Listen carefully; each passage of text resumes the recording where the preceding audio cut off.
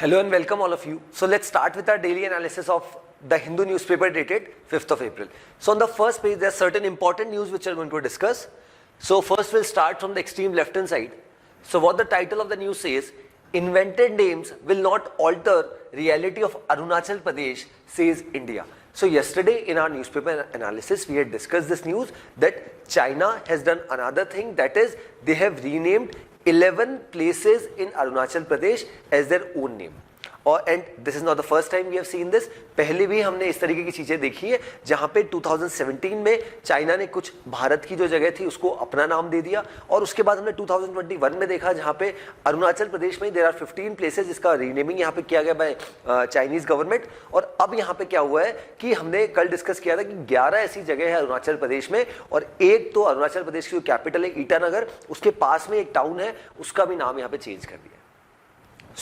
कल जब हमने डिस्कशन किया था तो हमारी जो मिनिस्ट्री ऑफ एक्सटर्नल अफेयर्स है उनकी तरफ से कोई ऑफिशियल स्टेटमेंट नहीं आया था, बट अब फाइनली यहाँ पर ऑफिशियल स्टेटमेंट आया है, दैट इज इन्वेंटेड नेम्स, मतलब कुछ नाम जो नए आपने यहाँ पर इन्वेंट कर दिए, will not alter reality of Arunachal. That means Arunachal Pradesh is, will and always be an integral and inalienable part of India. So ये यहाँ पे हमारी मिनिस्ट्री ऑफ एक्सटर्नल अफेयर्स के जो स्पोक्स पर्सन है मिस्टर अरिंदम बागची, उन्होंने इसकी जानकारी दी, और इस चीज को क्लियरली यहाँ पर रीइंस्टेट किया गया कि ये जो चीजें बार बार चाइना के द्वारा की जाती है पिछले 5 से 6 साल का अगर हम इतिहास देखें, this is the third time that China has done this, तो इससे किसी भी तरीके का यहाँ पर जो स्टेटस को है या जो सिचुएशन है उसमें कोई ऑल्टर नहीं किया जा सकेगा, और ये जो चीजें चाइना बार बार कर रहा है दैट इज रॉन्ग, ये यहाँ पर इंडियन अथॉरिटीज ने बोला। एंड उसी के साथ साथ जिस तरीके की सिचुएशन, जैसा मैंने आपको बताया 2017 में भी यहाँ पर जो चाइना की मिनिस्ट्री ऑफ सिविल एविएशन है उन्होंने ऐसा किया था,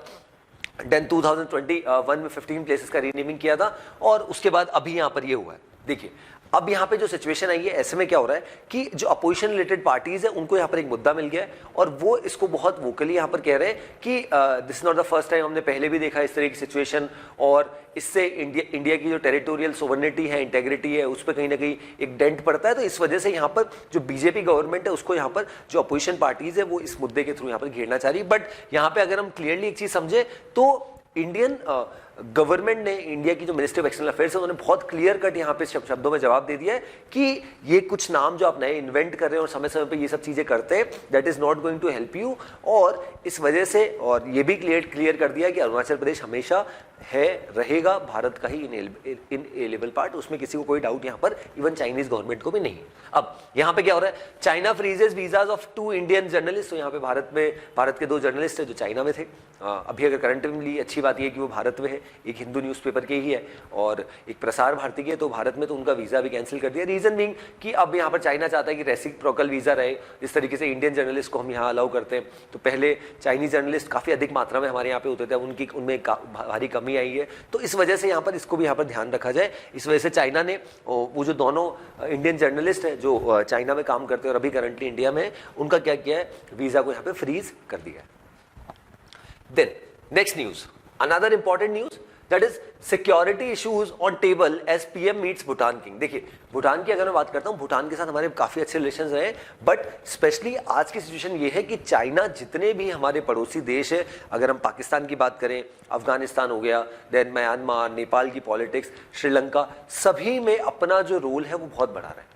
हो सकता है पॉलिटिकली या फिर इकोनॉमिकली या फिर डेट ट्रैप, जो भी चाइना की पॉलिसी उसके तहत वो आगे बढ़ रहा है। अब ऐसे में यहाँ पर इंडिया के लिए भी एक बहुत बड़ा चैलेंज है कि इंडिया अपने पड़ोसी देशों के साथ किस तरीके, क्योंकि आपके भले किसी भी देश के कितने भी झगड़े हो, बट अल्टीमेटली अगर वो आपका पड़ोसी है तो उस पड़ोसी देश में अगर कुछ इश्यूज हो रहे हैं तो उसका डेफिनेटली इंपैक्ट आपके ऊपर पड़ेगा। और आज की करंट सिचुएशन ये है कि हमारे जितने भी 7 पड़ोसी देश है, अगर हम बात करते हैं यहाँ से पाकिस्तान से शुरुआत करके फिर अपन नेपाल, भूटान,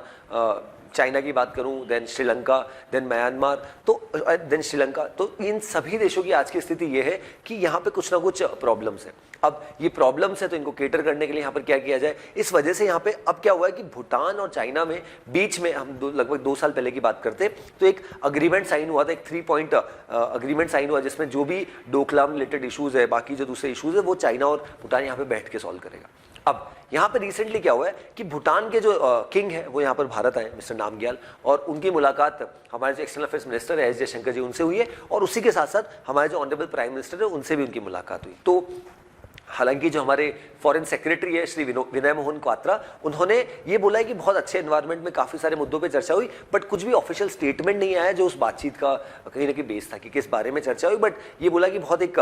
सौहार्दपूर्ण एनवायरनमेंट में यहाँ पर बातचीत हुई है और अल्टीमेटली फोकस ये है कि ये जो अग्रीमेंट रिसेंटली यहाँ पर साइन हुआ था चाइना और यहाँ पे भूटान के बीच में, उसके बारे में चर्चा हुई और तीनों देशों की जो रिलेशन है, स्पेशली डोकलाम इशू को भी यहाँ पे हो सकता है कि हमारे ऑनरेबल प्राइम मिनिस्टर ने यहाँ पर रेज किया हो। And as you can see the king of Bhutan and our honorable prime minister both you can see standing and posing a photograph। ठीक है, चलिए आगे बढ़ते हैं। Then on the economy section से रिलेटेड एक न्यूज पढ़ते हैं। बेसिकली हुआ क्या है, अभी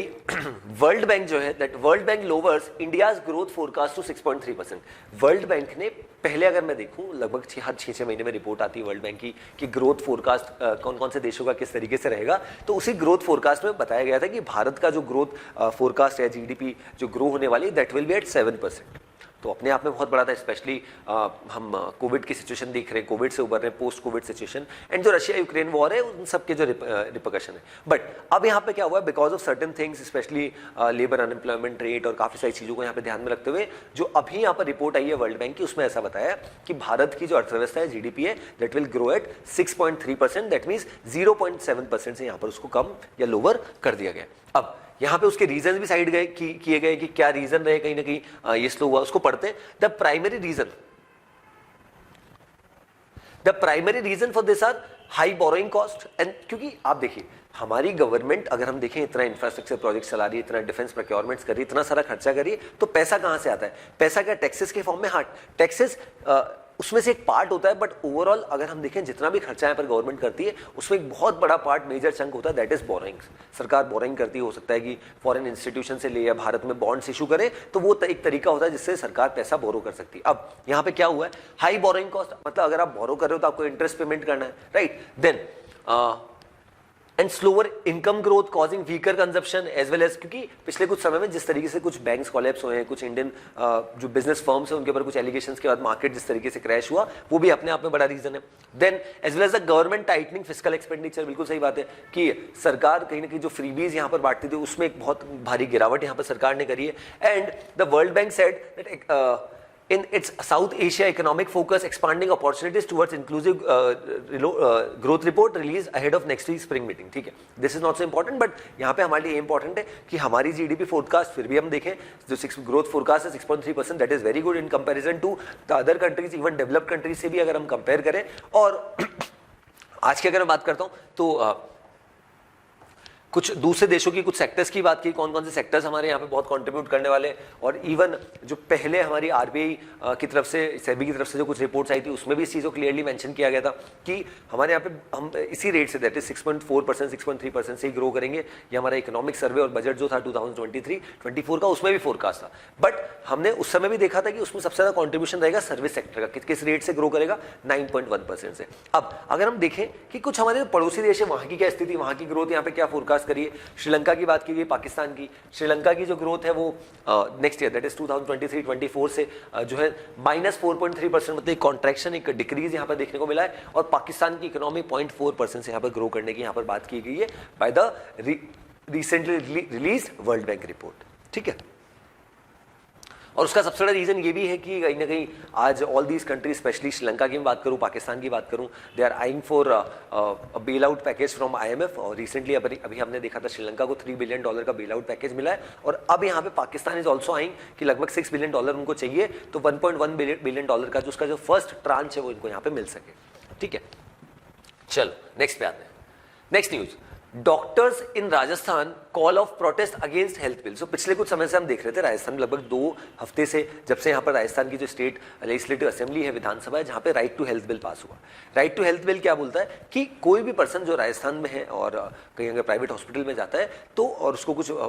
मतलब इमरजेंसी मेडिकेशन चाहिए, तो उसमें प्री पेमेंट कुछ पैसा देने की जरूरत नहीं, आप सबसे पहले ट्रीटमेंट कराइए, उसके बाद में पैसे की बात होगी। तो उसी के तहत जितने भी प्राइवेट डॉक्टर्स थे और उनके जो मेडिकल स्टाफ थे वो सब बहुत प्रोटेस्ट कर रहे थे और बहुत मैसिव रैली रिलीज हो रही थी, जयपुर में हमने देखा था। तो अब यहाँ पे क्या हुआ है कि अब यहाँ पे जो रिप्रेजेंटेटिव्स है गवर्नमेंट के और जो रिप्रेजेंटेटिव्स है डॉक्टर्स एसोसिएशन के, प्राइवेट डॉक्टर्स एसोसिएशन के, उनके बीच में एक कहीं ना कहीं पैक्ट साइन हुआ है और उसके बाद जो जो मुद्दे हैं उस पर चर्चा हुई है। तो अब यहाँ पे जो डॉक्टर्स है उन्होंने यहाँ पर ये अनाउंस किया है प्राइवेट डॉक्टर्स की अब that is from today onwards इसको यहाँ पर जो स्ट्राइक है उसको कॉल ऑफ कर दिया गया है और आप रेगुलरली जो अपना काम दैट इज डॉक्टर्स जिस तरीके से अपना काम करते हैं उसको कंटिन्यू रखें और उस काम को बहाल यहाँ पे किया जा सके। इसी वजह से doctors in Rajasthan call off protest against health bill. और हमें ये भी पता होना चाहिए कि राजस्थान हमारे देश का पहला ऐसा प्रदेश बना है, पहला ऐसा स्टेट बना है जिसने क्या किया है, राइट टू हेल्थ बिल अपने स्टेट में पास किया है।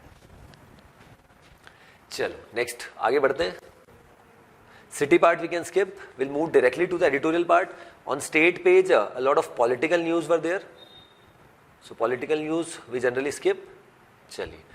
आज आते हैं सीधे एडिटोरियल पे। So today will be discussing one editorial and two opinions. So first editorial की मैं बात करूं, what the title says a new economics for a new world. So यहाँ पे ऑथर ने बात करी है कि भारत के जो चैलेंजेस है और उन चैलेंजेस के लिए चाइना, वियतनाम, यूएस और इवन इंडिया G20 के प्लेटफॉर्म को किस तरीके से यूटिलाइज कर सकता है इन सब कामों के लिए, उसको पढ़ते हैं। अब स्टार्ट करते हैं। बेसिकली यहाँ पर ऑथर ने स्टार्ट किया है कि हमारे लिए आज तीन सबसे बड़े मेजर इकोनॉमिक चैलेंजेस है। पहला इन्फ्लेशन की बात करी, दूसरा यहाँ पर ऑथर ने इंटरेस्ट रेट्स की बात करी और तीसरा यहाँ पर एक्सचेंज रेट। इन्फ्लेशन का बेसिकली मतलब होता है महंगाई, मतलब rise in the price of a commodity is called inflation. और हमारी जो एक कमिटी होती है मॉनेटरी पॉलिसी कमिटी, अगर आपने नाम सुना है, उसका बेसिकली मतलब ये होता है जो हमारे देश में काफी सारी जो रेट्स होती है, repo rates, reverse repo rate, CRR, SLR, ये सब जो रेट्स होती है, cash reserve ratio, statutory liquidity ratio, तो उसको ये डिसाइड करते हैं। हर 2-2 महीने में इनकी मीटिंग होती है और 6 मेंबर की बॉडी होती है। इनका अल्टीमेट एम ये होता है कि हमारे देश का जो इन्फ्लेशन है, महंगाई है, वो 2% से 6% से ज्यादा नहीं बढ़े, इस रेंज में ही यहाँ पर चले।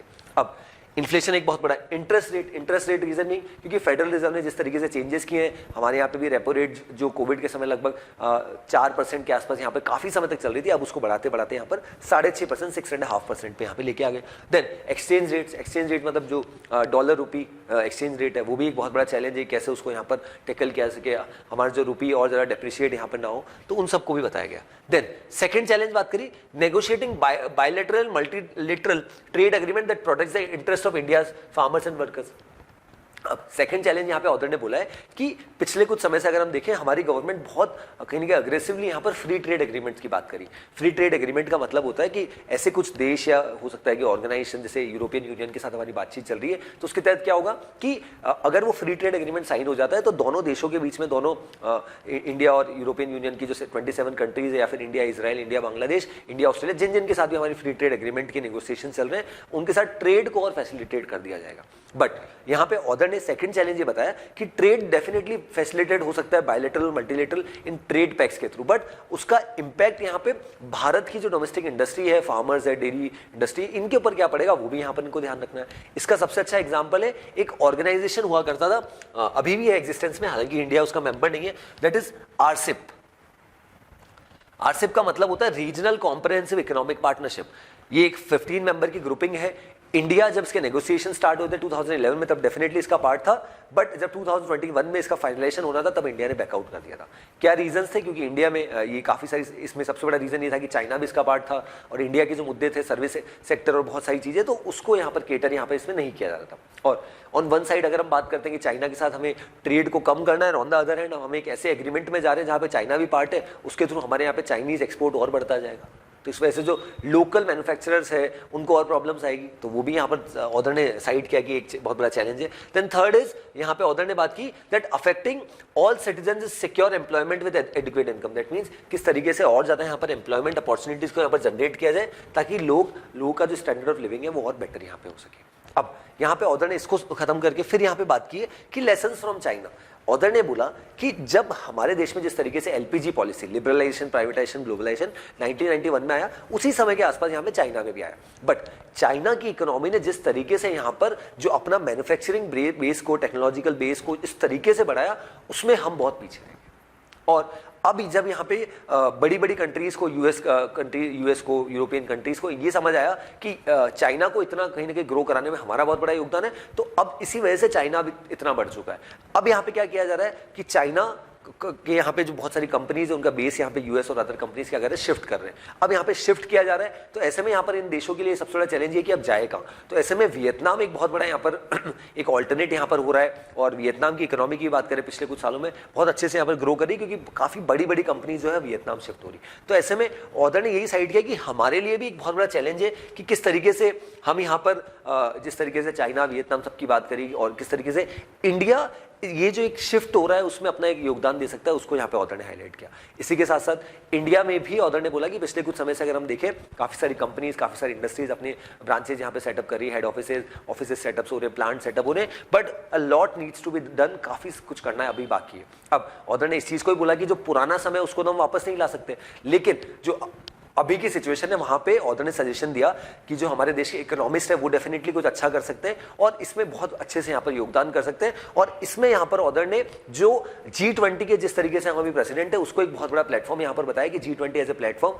हमारे लिए बहुत हेल्पफुल हो सकता है कि किस तरीके से हम इस पर काम करें, और अल्टीमेटली जो फोकस है कि ना केवल जो वर्ल्ड में इकोनॉमिक चैलेंजेस चल रहे हैं उनको केटर करे, बट इंडिया और Indian economist should lead from the front in दो सिचुएशन। तो ये हमारे लिए बहुत क्रूशियल होने वाला है कि किस तरीके से हम इस पे काम करें, और according to the order in the current situation if we see, तो ऐसे में यहाँ पर सबको कलेक्टिवली, इवन गवर्नमेंट को, इकोनॉमिस्ट को यहाँ पर बहुत कलेक्टिवली यहाँ पर काम करने की आवश्यकता है, ताकि हम बहुत बेटर तरीके से हमारी इकोनॉमी को ग्रो कर सके और ये जो बड़े बड़े इकोनॉमिक चैलेंजेस अभी करंट सिचुएशन में हम देख रहे हैं उसको यहाँ पे केटर किया जा सके। देन फर्स्ट ओपिनियन पढ़ते हैं। So what the title of the first opinion says, Invented names. China's renaming of areas in Arunachal Pradesh is new law in ties with India. अब पिछले कुछ समय से अगर हम देखें, जो हमने फर्स्ट पेज पे भी डिस्कस किया कि समय समय पर चाइना क्या करता है इंडिया में, इवन अगर हम देखें रिसेंटली तवांग सेक्टर में जिस तरीके से अरुणाचल प्रदेश में यहाँ पर चाइना के PLA के जवान, पीपल लिबरेशन आर्मी के यहाँ पर आ गए थे, फिर इंडियन आर्मी के जवानों ने उनको खदेड़ दिया, फिर वापस चले गए। तो ऐसे में यहाँ पर चाइना ने फिर से ऐसी ही एक चीज करी है जहाँ पे there are 11 places in Arunachal Pradesh जिसकी रीनेमिंग हुई है, और इसको यहाँ पर इंडियन गवर्नमेंट ने बहुत क्रिटिसाइज किया। अब जैसा मैंने आपको पहले बताया कि this is not the first time that has been done, already there are 2 instances in the year 2017 and 2021 जब चाइना ने ऐसा किया था, अब ऐसा तीसरी बार हुआ है। तो ultimately on one side China की बात करें और भारत की बात करें तो एक साइड अगर देखें कॉप्स कमांडर टॉक्स दोनों देशों के बीच में चलती है, और ताकि जो इशूज है, डिस्प्यूट है, उनको रिजॉल्व किया जा सके, but on the other hand ये चीजें बार बार उस चीज को बढ़ा देती है। और हमारे ऑनरेबल प्राइम मिनिस्टर की भी जिस तरीके से यहाँ पर जो G20 के जो पहले प्रेसिडेंट थे इंडोनेशिया, वहाँ पे मुलाकात हुई बाली में, और उनकी शी जिनपिंग जो करंटली चाइनीज प्रेसिडेंट है उनसे भी मुलाकात हुई, बट फिर भी कोई प्रोबेबल सोल्यूशन नहीं निकला। और अभी ये जो इंस्टांस हुआ उससे दोनों देशों के रिलेशंस इंडिया और चाइना के और कहीं ना कहीं खराब यहाँ पे हो गए। इसी चीज को ऑर्डर ने यहाँ पर साइड किया। अब देखिए 15 प्लेसेस की रीनेमिंग हुई 2017 में, देन उसके बाद हमने देखा था कि 2021 में हुआ, और अब फिर से यहाँ पे ये कर दिया गया। अब यहाँ पे ऑर्डर ने ये बोला कि लास्ट ईयर जिस तरीके से मीटिंग हुई एक अच्छे एनवायरनमेंट में हुई थी, और ऐसा बताया जा रहा था कि फिर से जो दोनों देशों के रिलेशंस है उसको रीइंस्टेट किया जाएगा, but if you see the current situation ऐसा बहुत मुश्किल यहाँ पे लग रहा है। रीजन बीइंग चाइना समय समय पे जिस तरीके के यहाँ पर कदम उठा रहा है, specially with respect to territorial sovereignty of India, ये दोनों देशों के रिलेशंस को और कहीं ना कहीं खराब ही कर रहा है। Then next opinion, summer resolution, heat wave forecast must be taken as seriously as monsoon mornings. So यहाँ पे ऑर्डर ने बोला है कि जनरली होता क्या है, पिछले अगर कुछ समय में हमारे देश में देखें तो हीट वेव्स ऑलरेडी यहाँ पर थी in the month of February भी हमने देखा, मार्च भी देखा कुछ स्टेट्स में, बट अगर आपको हीट वेव्स डिक्लेयर करनी तो फेब मार्च में आप नहीं कर सकते, उसके लिए जो मंथ्स है वो अप्रैल से यहाँ पर कहीं ना कहीं आइडेंटिफाई किए गए। अब ऑर्डर ने बोला कि जिस तरीके से काफी बार हम देखते हैं कि IMD के द्वारा यहाँ पर मानसून के फोरकास्ट दिए जाते हैं कि भारी बारिश होने वाली, तो हम उसके लिए ऑलरेडी यहाँ पर अवेयर रहते हैं। तो in the same way heat wave जो है, जब यहाँ पे जो ओवरऑल जो टेम्परेचर है वो ओवर एंड अबाउ हो जाता है, जो नॉर्मल टेम्परेचर से लगभग 4.5 डिग्री का तापमान यहाँ पे बढ़ जाता है, तो ऐसे में हीट वेव्स डिक्लेयर कर दिया जाता है बाय द IMD डिपार्टमेंट। अब यहाँ पे क्या हुआ है कि ऑर्डर ने सजेस्ट किया है कि जिस तरीके से मॉनसून की अगर हमें फोरकास्ट कुछ मिलते हैं तो हम उस पर यहाँ पर काम करते हैं, तो इन द सेम वे यहाँ पे हीट वेव्स के लिए भी अगर IMD या कुछ रिपोर्ट्स यहाँ पे आती है तो उसके लिए लोगों को ऑलरेडी सतर्क रहने की आवश्यकता है, ताकि लोगों की तबीयत यहाँ पे खराब ना हो। अदरवाइज इसको भी सीरियसली लिया जाए, और किस तरीके से अबाउट टेम्परेचर जिस तरीके से बढ़ जाता है, और अल नीनो की बात करिए, और ये फोरकास्टिंग समय समय पे यहाँ पे हमारे यहाँ के ऑर्गेनाइजेशन देते रहते हैं, तो उनको बहुत सीरियसली लेने की आवश्यकता है, ऐसा यहाँ पे ऑर्डर ने सजेस्ट किया है।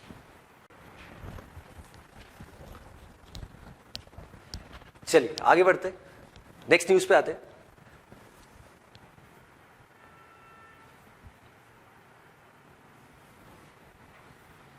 Okay, there's 3 news which we are going to discuss.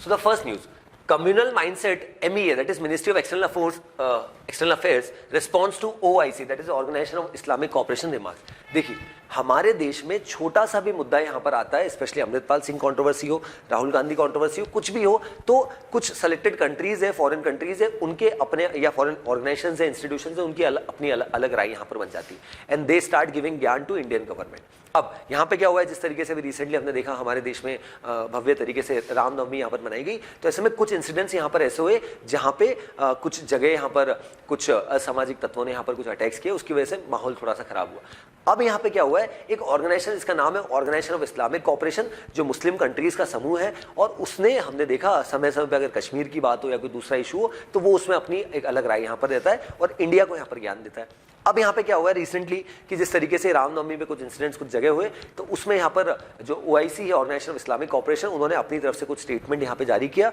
उसको यहाँ पे क्रिटिसाइज किया किसने, इंडियन गवर्नमेंट ने। और जो हमारे मिनिस्ट्री ऑफ एक्सटर्नल अफेयर्स है उन्होंने क्लियरली इस चीज को बोल दिया, that is communal mindset, MEA response to OIC, that ये जो है ये कहीं की और जो सांप्रदायिक सद्भावना है उसको और खराब करने के लिए बार बार हम देखते हैं कि इस तरीके के ऑर्गेनाइजेशन अपनी राय रखते हैं और ये गलत है, इसको क्लियरली यहाँ पर गलत ठहरा दिया by our ministry of external affairs spokesperson. ठीक है। देन जर्मनी में offer sale of advance submarines to India. देखिए अगर हम देखें पिछले कुछ समय में हमने बहुत ज़्यादा काम किया in terms of the defence capability, irrespective of अगर हम बात करें आर्म्ड फोर्सेस की बात करें, आर्मी की बात करें, नेवी, एयरफोर्स, सब में हमने बहुत अच्छे से काम किया। इवन हमने S-400 का प्रोक्योरमेंट रशिया से किया, राफेल फाइटर जेट्स खरीदे। अब यहाँ पे नेवी में भी हमने बहुत सारे प्रोक्योरमेंट्स किए। अब उसको और बढ़ाते हुए अब यहाँ पे क्या किया जा रहा है, अब हम यहाँ पे सबमरीन्स खरीदने की यहाँ पर चर्चा है। अब खरीदने की चर्चा है, हालांकि इंडियन गवर्नमेंट ने इसका क्लियरली यहाँ पर इंडिकेशन नहीं दिया, बट जर्मनी जो है जो ऑलरेडी सबमरीन्स में बहुत अच्छी टेक्नोलॉजी यहाँ पर जर्मन टेक्नोलॉजी यहाँ पर प्रोवाइड करता है, तो जर्मनी अपनी कुछ प्राइसिंग बिडिंग यहाँ पे इंडियन गवर्नमेंट को देने वाला है, ताकि अगर इंडियन गवर्नमेंट इंटरेस्टेड है और कुछ लिमिटेड कंपनीज का भी नाम यहाँ पे दे रखा है जो इसमें काम करती है, तो वो यहाँ पे डेफिनेटली उसको देखा जाएगा। और इसका जो लगभग कॉर्पस बताया जा रहा है, दैट इज 45,000 करोड़ का कॉर्पस यहाँ पे बताया जा रहा है, और 6 सबमरीन्स परचेज करने की बात है। तो उसका पूरा कोटेशन और उसको किस तरीके की सबमरीन्स रहेगी, क्या टेक्नोलॉजी रहेगी, किस तरीके से उसको टेक्नोलॉजिकली एडवांस बनाया जाएगा, उन सब के बारे में यहाँ पर Germany is trying to offer an particular sale of advance submarines to India, ऐसा यहाँ पे बताया जा रहा है। Then next news, Beijing that is China freezes visas of the Hindu's correspondent and another journalist. तो जैसे हमने देखा कि अभी ये इंसिडेंट यहाँ पे फिर से बढ़ने लगा, दैट इज चाइना ने जो हमारे यहाँ की 11 प्लेसेज है, 11 प्लेसेज ऑफ अरुणाचल प्रदेश, उसकी रीनेमिंग करी। तो अब यहाँ पे क्या हुआ कि ये इस इशू को और बढ़ाया जा रहा है किस तरीके से कि कुछ इंडियन जर्नलिस्ट जो चाइना में यहाँ पर काम करते हैं उनको क्या किया जा रहा है, उनके वीजाज पे यहाँ पे रोक लगाई दी जा रही है। अब यहाँ पे कुछ जर्नलिस्ट भारत के ऐसे भी हैं जो चाइना में यहाँ पर काम करते हैं, तो उनको भी यहाँ पर दैट इज अंडर लिम्बो की अब आने वाली सिचुएशन में क्या होगा। अब यहाँ पे जो चाइनीज गवर्नमेंट उनका ऐसा मानना है कि यहाँ पे रेसिप्रोकल यहाँ पे वीजा यहाँ पे हो, और पिछले कुछ समय से अगर हम देखें जितने चाइनीज जो करस्पॉन्डेंट थे, संवाददाता थे जो भारत में रहते थे, उसमें भारी कमी आई है। एक डेटा भी यहाँ पे शेयर किया गया कि किस तरीके से पिछले कुछ समय से अगर हम देखें तो यहाँ पे इंडियन गवर्नमेंट बहुत सीरियस है कि किस तरीके से ये जो लोग हैं जो चाइनीज जर्नलिस्ट है वो भारत में रहते हैं उनमें कमी की जाए, और वो नेशनल सिक्योरिटी हो सकता है, दूसरे थ्रेट हो सकते हैं, उन सब चीज़ों को ध्यान में रखते हुए किया गया। तो अब यहाँ पे जिस तरीके से चाइनीज गवर्नमेंट ने इंडिया के जो 2 जर्नलिस्ट हैं उनका वीज़ा यहाँ पर कहीं ना कहीं उसको उस पर रोक लगा दी, वो एक क्लियर इंडिकेशन है कि इंडिया और चाइना के जो रिलेशन है वो करंट सिचुएशन में और ज़्यादा यहाँ पर खराब होते जा रहे हैं, और उसी का एक बहुत अच्छा एग्जाम्पल भी यहाँ पर है। Then next news, House panel keeps Adani issue off agenda, discusses Silicon Valley bank collapse. तो यहाँ पे बात की जाए बेसिकली जो JPC होती है, जॉइंट पार्लियामेंट्री कमेटी, और अभी यहाँ पर एक कमेटी बनाई गई थी जिसको जयंत सिन्हा जी यहाँ पर लीड कर रहे थे, स्टैंडिंग कमेटी ऑन फाइनेंस। तो उसमें यहाँ पर चर्चा हुई काफ़ी मुद्दों की, बट यहाँ पे जो मेजर इशू रहा that is silicon Valley bank जो है US का बैंक है, जो 1983 में स्टार्ट हुआ था, जिस तरीके से पूरा का पूरा बैंक यहाँ पर कोलैप्स हो गया। उसका रीज़न क्या था, हमने पहले भी डिस्कस किया हमारे न्यूज़पेपर एनालिसिस में कि सिलिकॉन वैली बैंक इसलिए कोलैप्स हो बिकॉज एक बैंक का काम ये होता है कि उनके पास अगर पैसा आ रहा है तो उसको क्या किया जाए, उसको in the form of loans के लोन्स के तरह डिस्ट्रीब्यूट किया जाए। But rather silicon Valley bank ने वो जो पैसा बोरोवर से लिया, लोगों से लिया, उस पैसे को in the form of loans distribute नहीं किया, रादर कुछ जो बॉन्ड्स है उनमें इन्वेस्ट कर दिया। और अभी करंट सिचुएशन में बॉन्ड्स की जब उन्होंने इन्वेस्ट किया, रेट्स बहुत कम थी, अब रेट्स हाइक हो गई। और अगर आज की अगर मैं बात करता हूं तो बहुत सारे जो टेक स्टार्टअप्स है उन्हीं को ये फंडिंग प्रोवाइड करते थे, आज उसमें भी बहुत बड़ी कमी है। इस वजह से बहुत सारे लोग यहाँ पे बैंक में पहुंच गए, जिसके लिए टर्म होता है बैंक रन, कि अ लॉट ऑफ डिपॉजिटर्स हुए deposited their sum in the bank. अगर वो वहां पहुंच जाते अपना पैसा लेने और बैंक अगर अपना उनका पैसा नहीं दे पाता तो कहीं ना कहीं लोगों में एक डर का माहौल फैलता है। तो वैसा ही कुछ यहाँ पे सिलिकॉन वैली बैंक के साथ हुआ और उसके बाद वो बैंक कोलैप्स हो गया। तो अब यहाँ पे मैंने आपको कॉन्टेक्स्ट इसलिए बताया क्योंकि हुआ क्या कि अभी यहाँ पे जो पार्लियामेंट की स्टैंडिंग कमेटी जो Jayant Sinha ji member of parliament उसको लीड कर रहे थे ऑन फाइनेंस, तो जब जो प्रमुख मुद्दा था उसमें वो क्या था, that is silicon Valley bank का कोलैप्स। बट जो अपोजिशन के लीडर्स जो उसमें मौजूद थे इस कमेटी में, तो वो बार बार बात कर रहे थे कि अडानी एंटरप्राइजेस या अडानी इशू जो चल रहा है उस पर बातचीत हो। बट पूरा जो फोकस रहा किस पे रहा यहाँ पर, सिलिकॉन वैली बैंक पे, और उसका क्या इंपैक्ट हो सकता है भारत की अर्थव्यवस्था पे या भारत के जो, क्योंकि अब देखिए मैंने क्या बोला आपको, टेक रिलेटेड स्टार्टअप्स को पैसा देता है। तो भारत में भी पिछले कुछ समय में बहुत ज्यादा टेक रिलेटेड स्टार्टअप्स और भारत की बहुत सारी कंपनीज ने बहुत लोन ले रखा है सिलिकॉन वैली बैंक से, अब वो कोलैप्स हो चुका है। इवन हमने देखा था जो एक पेटीएम करके कंपनी हमारे देश की, उन्होंने भी क्लियरली यहाँ पर उसको इंडिकेट किया, और पेटीएम के जो सीईओ है विजय शेखर शर्मा, उन्होंने ट्वीट किया था कि हाँ हमारे पहले ट्रांजेक्शंस थे इनके साथ सिलिकॉन वैली बैंक के साथ, बट आज की सिचुएशन में हमारे कोई ट्रांजेक्शन नहीं है। और इसी वजह से अब देखिए कुछ बैंक्स की, कुछ कंपनीज की स्थिति इसी वजह से भी खराब है, क्योंकि यहाँ पे अगर आप किसी बैंक से लोन लेते हैं, अच्छा खासा कॉर्पस आपको मिल रहा है, तो एक साथ सारा पैसा नहीं मिलता, स्पेशली सिलिकॉन वैली बैंक्स में, तो कुछ ट्रांचेज में मिलता है। तो अब बहुत सारी कंपनीज को क्या हो गया, कुछ पैसा चाहिए तब उनको मिलेगा नहीं क्योंकि बैंक ही बंद हो चुका है। तो ऐसे में सिचुएशन और खराब हो रही है, और अब लोगों को ये समझ आ रहा है, काफी सारे टेक स्टार्टअप्स को, कि हमें एक बैंक के ऊपर डिपेंडेंट नहीं होना चाहिए, हमारा जो पोर्टफोलियो उसको बहुत ज्यादा डाइवर्सिफाई करने की आवश्यकता है। तो यहाँ पे अगर इस मुद्दे की बात करें तो काफी कोशिश की गई by certain member of parliament कि जो इशू है उसको, अडानी इशू को यहाँ पर फोकस में लाया जाए, बट ऐसा नहीं हुआ, और गवर्नमेंट ने जो क्लियर फोकस है इस मीटिंग में उसको सिलिकॉन वैली बैंक पे फोकस यहाँ पे रखा। देन नेक्स्ट न्यूज, एक रिपोर्ट आई है that is India justice report. उस रिपोर्ट में आया है कि वैकेंसीज ऑफ जजेस remains high, cases pile up, India justice report. So recently India justice report आई है, उसने बताया कि इवन हमारे हाई कोर्ट की बात करें या इवन डिस्ट्रिक्ट कोर्ट की बात करें, तो ओवरऑल जितनी वैकेंसीज है और जितने जजेस का अपॉइंटमेंट हुआ है उसमें एक बहुत बड़ा डिफरेंस है। इस डिफरेंस की वजह से ही आज हमारे देश में बहुत सारे केसेस ऐसे जो ऑलरेडी पेंडिंग है। उसका एक डेटा जो अभी आया है that is Indian justice report 2022 का, उसको डिस्कस करते हैं। बेसिकली हुआ क्या है दैट दिसंबर में जो ओवरऑल स्ट्रेंथ की अगर बात करें की जाए हाई कोर्ट की, तो 1108 जजेस का यहाँ पर अपॉइंटमेंट होना चाहिए था, ये सैंक्शन स्ट्रेंथ है। बट एक्चुअल में यहाँ पर हाई कोर्ट में करंटली जजेस कितने, 778। और विजे विज अगर हम बात करते हैं जब सबऑर्डिनेट कोर्ट्स या डिस्ट्रिक्ट कोर्ट्स की, तो डिस्ट्रिक्ट कोर्ट्स में ओवरऑल जो सैंक्शन स्ट्रेंथ है वो मोर देन 24,000 है, 24,631। बट करंटली कितने लोग वहां पे अपॉइंटेड है, दैट इज 19,288। तो लगभग 5,000 से ज्यादा लोग ऐसे जो अलाउड होने चाहिए, ताकि ये जो केसेस समय समय पे जो पाइलअप होते जा रहे हैं, और इसी वजह से जुडिशियल जो इश्यूज हम देख रहे हैं कि जो पेंडेंसीज है वो बहुत होती है और ट्रायल्स बहुत चलते रहते हैं, तो इस वजह से उसको कम करने के लिए those people who are eligible, या जिनको थ्रू एग्जामिनेशन जो भी तरीका होता है आप अपॉइंटमेंट का, थ्रू कॉलेजियम जो भी तरीका है, उसके तहत यहाँ पे अपॉइंटमेंट्स हो, सो दैट यहाँ पे जो केसेस पाइल अप हो रहे हैं वो कम हो। ऐसा यहाँ पर ये जो इंडिया जस्टिस रिपोर्ट 2022 आई है उसमें बताया। कुछ स्टेट्स की भी स्थिति यहाँ पर बताई, बट करंट सिचुएशन में यहाँ पर इस रिपोर्ट का अगर हम क्रक्स देखें तो यही है कि जो ओवरऑल सैंक्शन स्ट्रेंथ है और ओवरऑल नंबर ऑफ जजेस का अपॉइंटमेंट है उसमें एक बहुत डिफरेंस यहाँ पे देखने को मिल रहा है। Then on the world section एक important news that is Finland joins NATO bloc, Russia says move will escalate Ukraine conflict. So जैसा अगर हम देखें सेकेंड वर्ल्ड वॉर की बात करें, सेकेंड वर्ल्ड वॉर के बाद दो ही धड़े थे, दैट इज यूएसएसआर और यहाँ पे नेटो, और एक तीसरा था name, that is non aligned movement, India उसका पार्ट था। अब रशिया यूक्रेन वॉर होने का सबसे बड़ा रीजन हमने पहले भी डिस्कस किया है कि क्योंकि यहाँ पर यूक्रेन ये चाहता था कि हमें नेटो में ज्वाइन करना है, नॉर्थ अटलांटिक ट्रीटी ऑर्गेनाइजेशन जो 30 मेंबर ग्रुप है, और जो यूक्रेन है पहले यहाँ पर सोवियत यूनियन का पार्ट होता था। सोवियत यूनियन ऑलरेडी 1991 में डिसइंटीग्रेट हो गया, बट नेटो का जो एक्सपांशन है वो कंटिन्यू होता रहा, और इसी वजह से इसी का रीजन है कि जो 30 मेंबर ग्रुप धीरे धीरे अभी हो गया। अब उसमें फिनलैंड और स्वीडन ने भी जिस तरीके से मेंबरशिप के लिए अप्लाई किया था, अब फिनलैंड की जो सदस्यता है उसको यहाँ पर एक्सेप्ट कर लिया। रिसेंटली हमने देखा था कि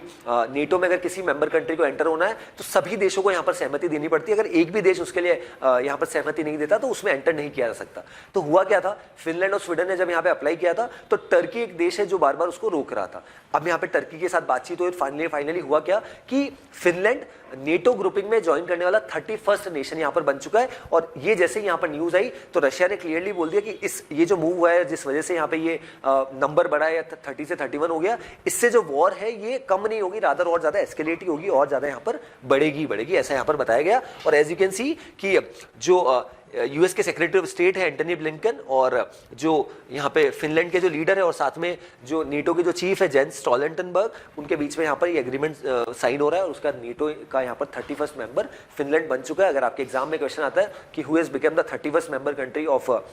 नीटो North Atlantic Treaty Organization, correct answer is Finland. Then next news, Trump turns himself into face criminal charges. तो हमने इसके बारे में ऑलरेडी पिछले 2 से 3 दिन में पूरा इशू डिस्कस किया है। अगर आपने वो नहीं देखा तो पिछले कुछ न्यूज़पेपर एनालिसिस देख लीजिए कि बेसिकली डोनाल्ड ट्रम्प के ऊपर क्या कंट्रोवर्सी और किस तरीके से जो हश मनी का उनके ऊपर एलिगेशंस यहाँ पर लगे हैं ग्रैंड जूरी ने, और $130,000 का पूरा यहाँ पर केस चल रहा है, तो उसको आप डेफिनेटली पढ़ सकते हैं, $130,000 का। अब यहाँ पे क्या हुआ है कि जैसे हमने कल भी डिस्कस किया था कि डोनाल्ड ट्रम्प फ्लोरिडा से यहाँ पर न्यूयॉर्क जा रहे थे, और उसके बाद उनके ऊपर जो क्रिमिनल चार्जेस है उसको यहाँ पर एलिज किया गया ग्रैंड जूरी ने, और अब पूरी जो रूलिंग है उसको दिसंबर तक के लिए बढ़ा दिया गया, और उनके ऊपर कुछ फाइन पेनल्टीज भी यहाँ पर लगाई गई। अगर इसको हम समझे शॉर्ट में, तो हुआ क्या था कि डोनाल्ड ट्रंप ने 2016 का जो प्रेसिडेंशियल इलेक्शन था उसमें एक पेमेंट किया था $130,000 का। वो पेमेंट एक्चुअल में स्टॉर्मी डैनियल्स जो कि एक फीमेल पॉर्न स्टार है उनको पेमेंट हुआ था, क्योंकि स्टॉर्मी डैनियल्स 2016 के जो इलेक्शंस थे उसमें उनका ऐसा मानना था कि मेरे डोनाल्ड ट्रंप के साथ रिलेशंस थे, अगर वो चीज उस समय 2016 में अगर न्यूज में आती तो उससे जो इलेक्शन से उस पर इंपैक्ट आ सकता था। तो डोनाल्ड ट्रंप ने यहाँ पर उस समय क्या किया था, 2016 में एक पेमेंट $130,000 का एक्चुअल में स्टॉर्मी डैनियल्स को किया था, बट किसके थ्रू यहां पर पेमेंट कराया, उनके जो लॉयर है दैट इज माइकल कोहेन, उनके थ्रू पेमेंट कराया। तो इस वजह से पूरी कंट्रोवर्सी यहां पर आई है, और अब ऐसा पहली बार इतिहास में हो सकता है यूएस के 200 साल के इतिहास में कि एक यूएस के प्रेसिडेंट या फॉर्मर प्रेसिडेंट को यहां पर क्रिमिनल चार्जेस का केसेस यहां पे फेस करने पड़ रहे हैं। So this was about this news, और इसके बारे में हमने अच्छे से पहले डिस्कस कर लिया, even on the explain section as well. ठीक है, चलिए, so herein I conclude with today's session. I hope the session was insightful. That's all from my side. Thanks for watching.